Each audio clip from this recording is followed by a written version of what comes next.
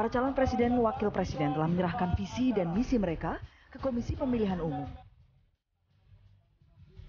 Duet Prabowo Subianto Hatta Rajasa memberi judul visi dan misi mereka, agenda dan program nyata untuk menyelamatkan Indonesia. Sementara Joko Widodo Yusuf Kala menamai dokumen visi dan misi mereka sebagai jalan perubahan untuk Indonesia yang berdaulat, mandiri dan berkepribadian. Salah satu poin dalam visi dan misi kedua pasangan ini adalah upaya percepatan pembangunan infrastruktur. Sebagai informasi, Bank Dunia mencatat Indonesia berada di peringkat ke-85 dari 155 negara dalam hal infrastruktur. Soal infrastruktur, Jokowi JK punya sejumlah program. Di antaranya adalah membangun jalan baru sepanjang 2.000 km. Selain itu, Jokowi JK juga berjanji akan memperbaiki jalan di Sumatera hingga Papua. Jokowi JK juga berjanji membangun 10 pelabuhan baru dan merenovasi yang lama. Yang tak kalah menarik adalah pembangunan jalan tol di atas laut.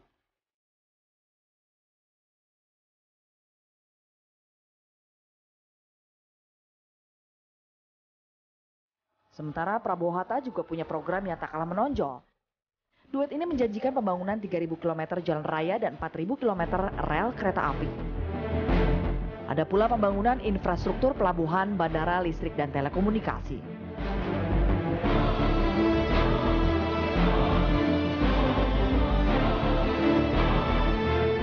Prabowo Hatta juga mewacanakan pemindahan ibu kota agar pembangunan bisa lebih merata.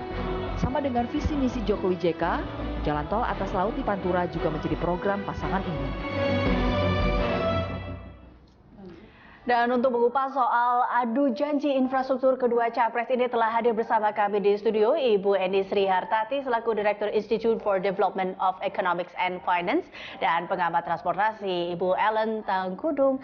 Dan juga sebelumnya kita akan membahas lebih dahulu terkait dengan ini infrastruktur. Selamat datang kepada Ibu Eni dan juga Ibu Ellen. Terima kasih telah hadir bersama kami dalam Jurnal Siang. Kita ke Ibu Eni dulu ya. Bu Eni, ini kalau kita lihat kan tadi bagaimana dengan kondisi sebenarnya secara umumnya sekarang ini infrastruktur di Jakarta atau di Indonesia? Di Indonesia. Jadi Indonesia ini kalau dibandingkan dengan berbagai negara benar tadi, kita berada di urutan 85 dari 105 rankingnya, kualitasnya. Dari 155 kita berada di peringkat 8. Tadinya 76. Jadi naik tingkatnya berarti kalau naik tingkat kan ratingnya semakin menurun gitu ininya. Nah, itu salah satunya. Salah duanya adalah bahwa konsentrasi infrastruktur kita ini tidak menyebar secara merata. Jadi dominasinya juga masih di Jawa.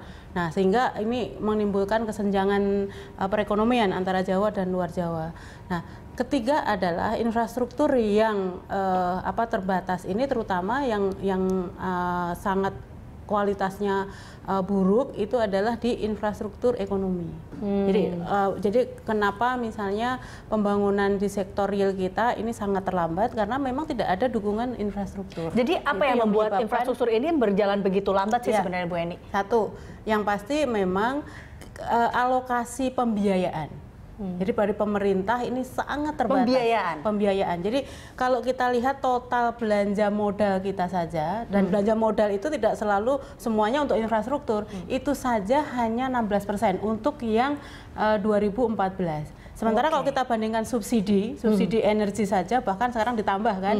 Ini besok tadi hitung-hitungannya yang diajukan itu sudah lebih dari 400 triliun. Nah, sementara dan itu porsinya hampir 30%. Kalau kita bandingkan, jadi bandingkan bagaimana hanya untuk subsidi saja hampir 30%, sementara untuk infrastruktur justru setengahnya. Dengan setengahnya, berarti kita bisa mengatakan bahwa lambatnya infrastruktur di Indonesia saat ini adalah salah satunya penyebabnya tidak adanya biaya atau tidak adanya kurang anggaran seperti itu. Nah, satu itu, jadi pembiayaannya, ketersediaan anggaran dari pemerintah juga terbatas. Nah, di banyak negara kita tadi juga barusan kita bahas ya di KPK bahwa ini sebenarnya ada terobosan untuk kalau hanya sekedar pembiayaan sebenarnya kita bisa dengan pola KPS kerjasama dengan pihak swasta.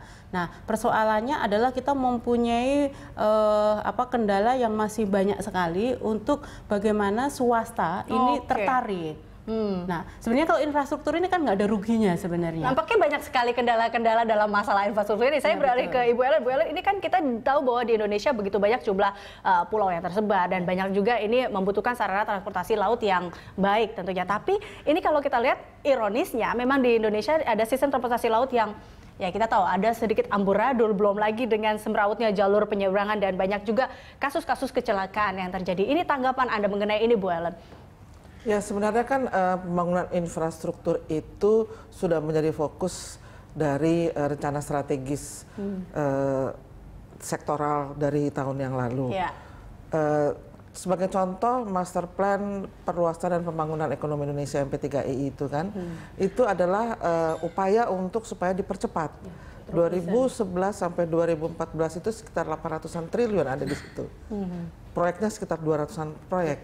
Tetapi masih banyak yang belum selesai, masih banyak yang tertinggal. Nah, utang-utang pembangunan infrastruktur masa lalu itu menjadi PR yang sekarang kan, yang harus dilengkapi. Salah satunya betul bahwa transportasi, terutama transportasi laut, itu masih sangat kecil share-nya, ya, karena 85% pembangunan infrastruktur itu ada di jalan, 85% untuk pembangunan angkutan penumpang dan sekitar 90% untuk angkutan barang. Share kereta dan laut itu sangat kecil. Itu yang harus dialihkan, yang kalau dikatakan bahwa belum lagi kalau kita mengatakan bahwa Jawa dan luar Jawa. Jawa itu kan sudah paling banyak ininya. Kenapa tidak terjadi perkembangan ekonomi yang begitu baik di pulau-pulau di luar Jawa, atau bukan luar Jawa saja, pulau-pulau di Indonesia Timur misalnya.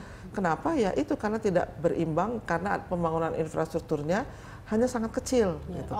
Banyak terkonsentrasi di Pulau Jawa, walaupun Pulau Jawa itu sudah ada masalah bottlenecking dan gridlock. Di pelabuhan itu sudah ada gridlock. Nah kita lihat berarti permasalahan infrastruktur ini menjadi, ya kalau kata tadi Bu Ellen, adalah PR untuk begitu petugas sekarang. Dan kita ngelihat nih, ternyata capres dan calon capres dan cawapres kita mengusung infrastruktur juga dalam visi dan misinya. Kita akan lihat seperti apa usai jeda berikut, dan kita akan kembali pemirsa sesaat lagi.